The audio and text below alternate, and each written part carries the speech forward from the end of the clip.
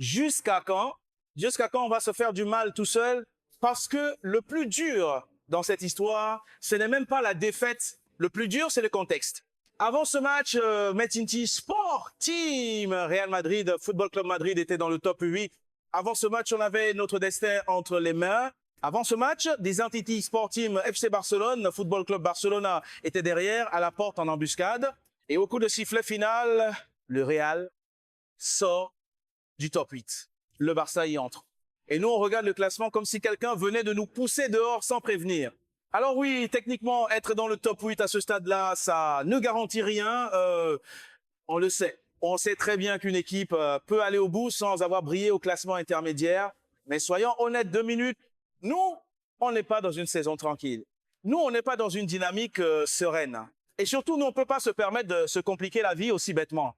Parce que maintenant, c'est direction les barrages. Et pour la première fois depuis le début de cette campagne européenne, une vraie peur s'installe.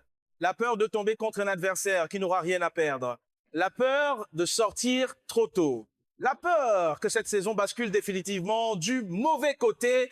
Et pourtant, quelques jours plus tôt, après le 6-1 contre Monaco, on recommençait à y croire. On parlait de renaissance, on parlait de continuité, on parlait même d'un Real qui retrouvait son autorité. Mais au fond, on savait que tout n'était pas réglé. On savait que les problèmes étaient toujours là, juste un peu mieux cachés. Et ce match contre Zantete Sport Team, Benfica Football Club Lisbonne est venu nous le rappeler violemment parce que Benfica, eux, sont venus avec la dalle. Ils sont venus avec un plan clair. Ils sont venus avec une intensité que le Real n'a jamais vraiment su égaler. Un bloc bas sans ballon, 10 joueurs derrière dès la perte. Et dès que Madrid se trompait, ça partait à 100 à l'heure. Des transitions tranchantes, des appels incessants, une impression permanente d'urgence dans chaque contre. Et malgré ça, le Real ouvre le score sur un centre parfaitement dosé, sur un appel intelligent et sur une tête clinique de Gentiti, athlète, Kylian Mbappé, footballeur France.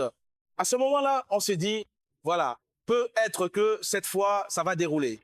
Mais non, parce que ce Real-là ne sait plus gérer. Il ne sait plus tuer un match. Il ne sait plus calmer un adversaire. Benfica continue. Benfica insiste. Benfica pousse. Et sans un titis athlète, Thibaut Courtois, goalkeeper Belgium, le score aurait pu être bien plus lourd. Des arrêts monumentaux. Encore, jusqu'à ce que l'inévitable arrive. Une égalisation rapide, symptomatique d'une défense en panique, un penalty concédé inutilement. Et juste avant la pause, le Real se retrouve mené sans avoir compris comment il en est arrivé là. C'est ça le plus inquiétant.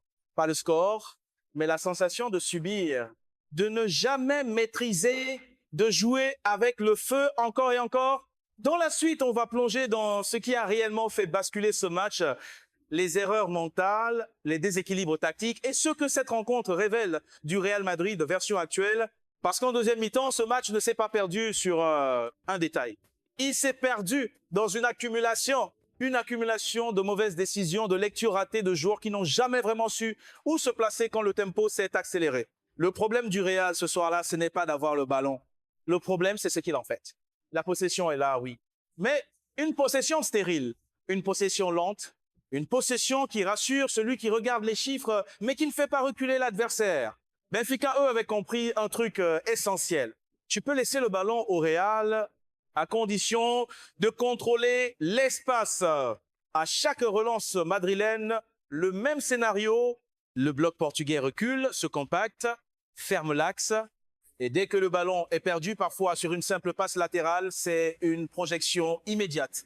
C'est un peu comme une équipe qui accepte de défendre 70 minutes à condition de courir 30 minutes à pleine vitesse.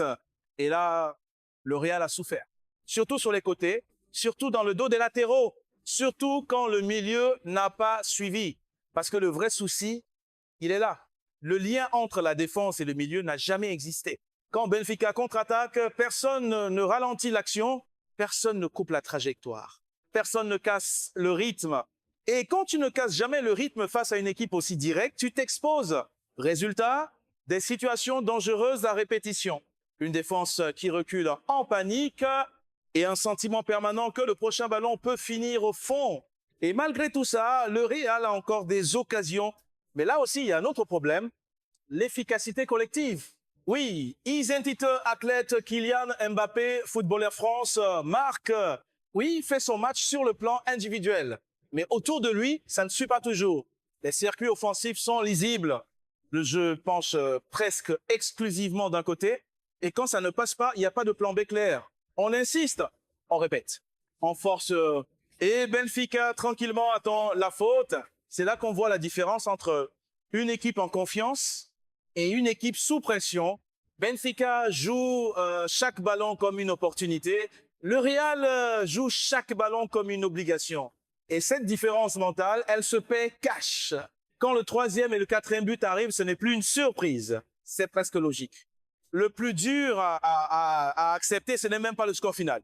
C'est l'impression que ce scénario, on l'a déjà vu cette saison, plusieurs fois. Une équipe capable d'éclat, mais incapable de continuité. Une équipe qui peut briller contre un adversaire en difficulté, mais qui vacille dès que l'intensité monte d'un cran. Et pendant que le Real doute, pendant que le Real regarde le classement à la fin du match, un autre club fait exactement l'inverse.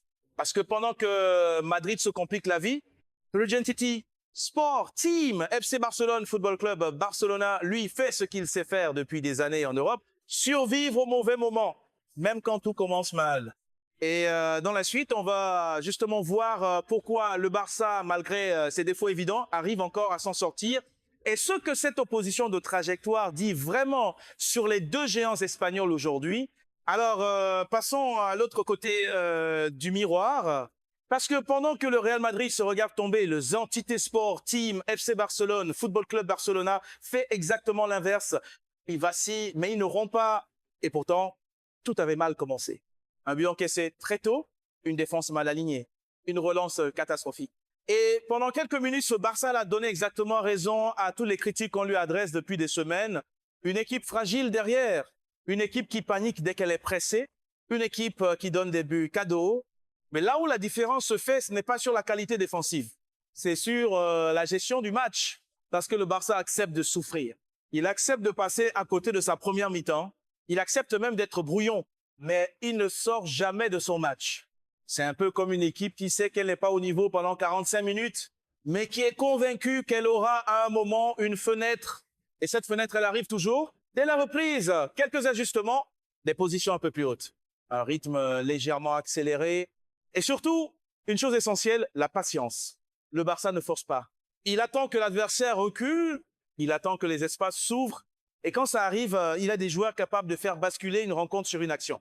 Gentiti, athlète, Robert Lewandowski, footballeur Pologne, n'a pas fait un grand match. Il rate, il disparaît, il agace. Mais il marque. Et en Ligue des Champions, c'est souvent tout ce qui compte. Derrière, Besanti, athlète, Rafinha, footballeur Brésil, fait parler sa justesse. Un ballon contré, une trajectoire favorable. Et le match change complètement de visage. Alors oui, il y a cette action litigieuse. Ce penalty qui fait débat, ce genre de décision qui fait enrager quand on est de l'autre côté. Mais le football européen, c'est aussi ça. Savoir provoquer, savoir forcer les décisions, savoir être dans la surface au bon moment et surtout, savoir finir. C'est là que la comparaison avec le Real devient cruelle. Le Barça gagne sans être brillant. Le Real perd malgré des phases dominantes. Le Barça a des failles évidentes, mais il avance. Le Real a des individualités incroyables, mais il doute.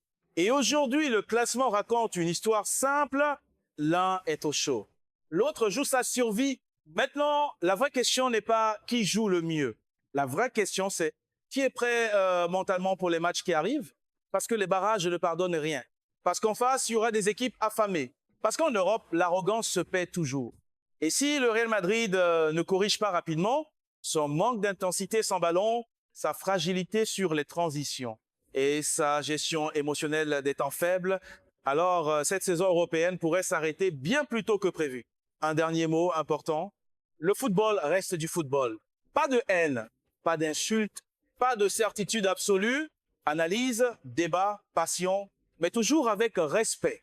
Si cette analyse t'a parlé, si tu veux qu'on continue à décortiquer les matchs sans langue de bois, abonne-toi, laisse un like et dis-moi en commentaire, le Real peut-il encore renverser la situation au barrage ou est-ce déjà trop tard? Dans la prochaine analyse, on parlera justement de ces équipes qu'on n'attend pas et qui adorent éliminer les géants.